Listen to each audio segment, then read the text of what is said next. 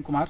आइए डालते हैं आज के देश विदेश की खबरों पर एक नज़र और ताज़ा खबरों के लिए आप जुड़े रहिए।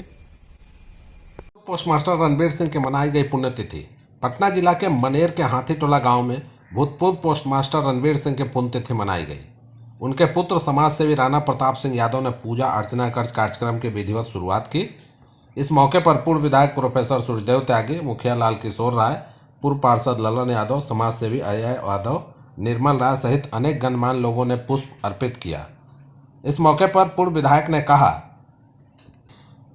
कि भूतपूर्व पोस्टमास्टर के किए गए कार्यों से बहुत कुछ आज भी सीखने को मिलती है।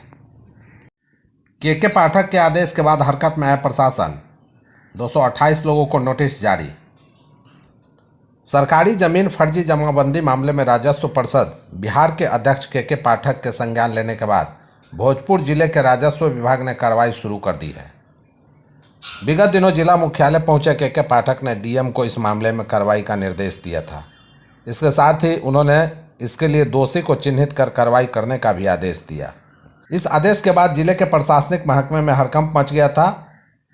उनके जाने के बाद 1-2 दिनों के बाद ही प्रशासन ने एक्शन लेते हुए एडीएम ने अपने न्यायालय में केस को स्वीकृत कर लिया है। इसके बाद फर्जी जमाबंदी किए 228 लोगों पर नोटिस जारी करने का आदेश दे दिया है। बिहार में इस साल होने वाले विधानसभा चुनाव से पहले दिल्ली में महागठबंधन में शामिल कांग्रेस और राजद के बड़े नेताओं की अहम बैठक हुई। इस बैठक में कांग्रेस सांसद राहुल गांधी, कांग्रेस अध्यक्ष मल्लिकार्जुन खड़गे भी मौजूद थे। वहीं राष्ट्रीय जनता दल के नेता और बिहार के नेता प्रतिपक्ष तेजस्वी यादव भी मौजूद रहे।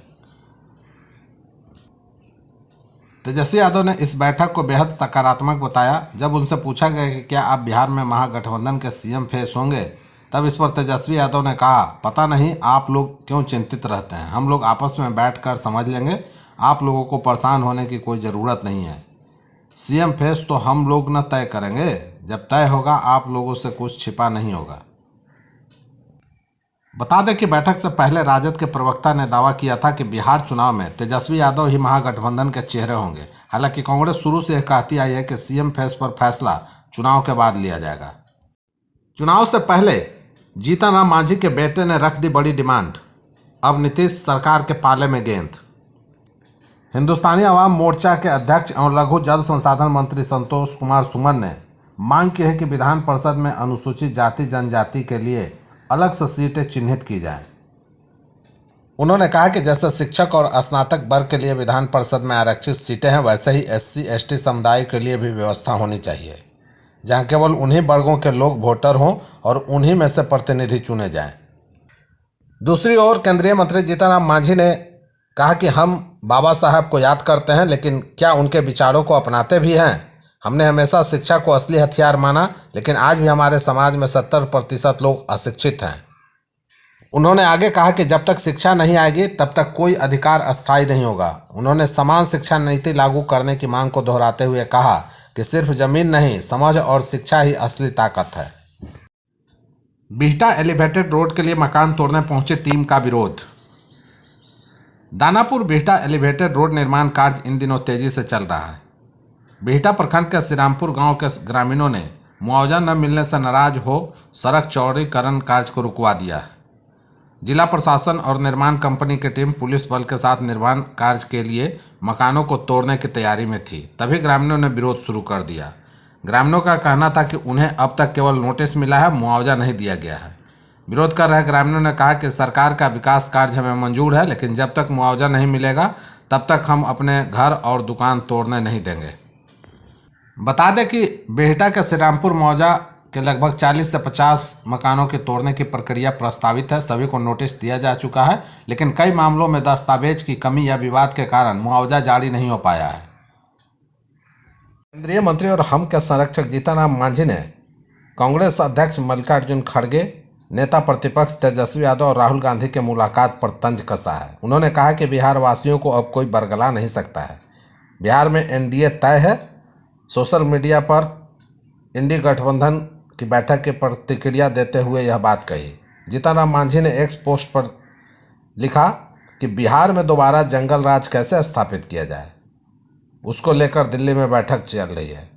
मांझी ने यह भी लिखा कि मैं इंडी गठबंधन वाले को बता दूं कि बिहार की जनता के सुशासन की सरकार में 24 घंटे बिजली के बीच भयमुक्त वातावरण में अच्छी सड़क पर फर्राटे भरकर चलने का शौक चढ़ चुका है।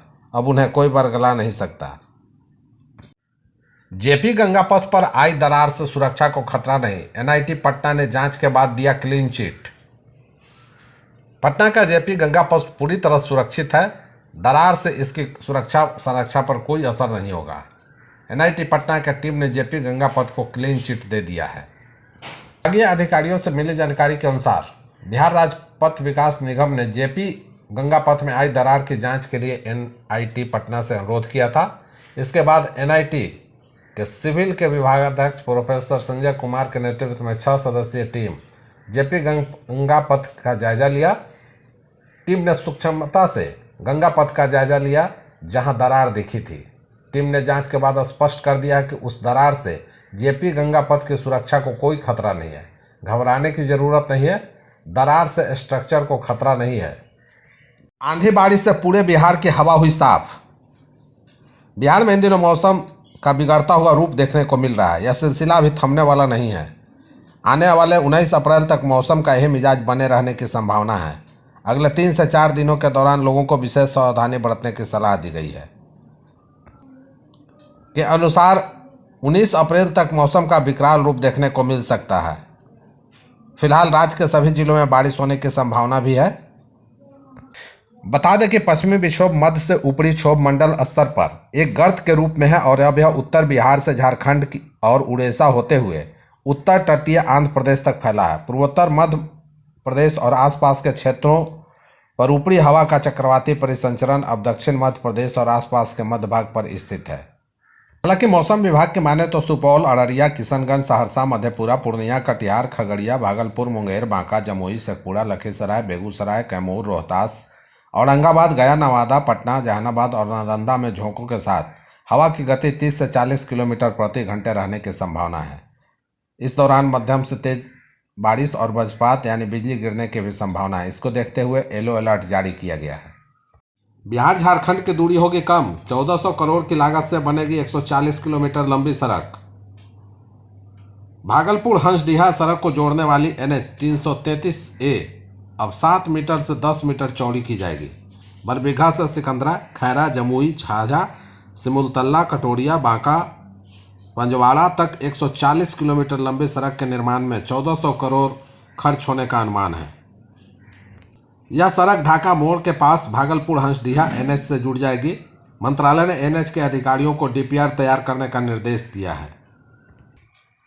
बांका, कटोरिया, लखपुरा और पंजवाड़ा में बाईपास का निर्माण शुरू कर दिया गया है। 14.5 किलोमीटर बाईपास के निर्माण पर 200 करोड़ खर्च आएगा।